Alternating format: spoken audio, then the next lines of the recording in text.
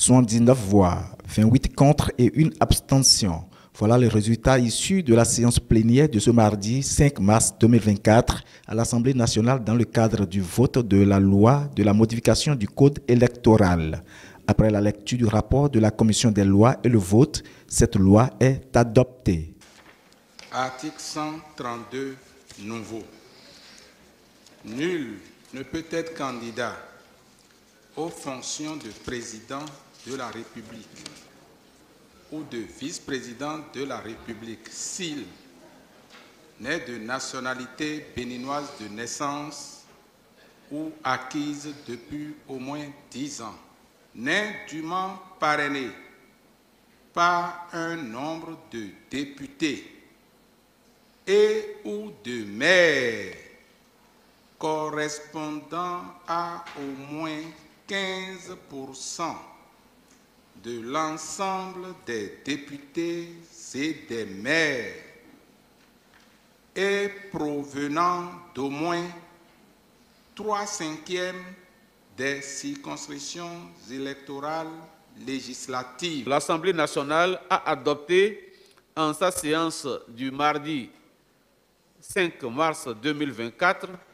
la loi numéro 2024-13 modifiant et complétant la loi numéro 2019-43 du 15 novembre 2019 portant code électoral par 79 voix pour, 28 voix contre et une abstention.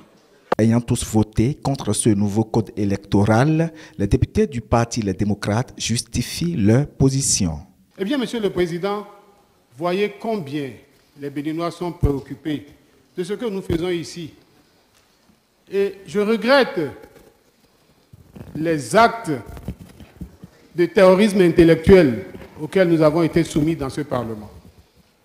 Vous comprenez, Monsieur le Président, que lorsque l'escroquerie politique, lorsque la pyromanie ont pris le pas sur la nécessaire préservation de la paix, le groupe parlementaire, les démocrates, les députés, les démocrates, parti du peuple, ne saurait s'associer à ce qui vient d'être fait dans cet hémicycle.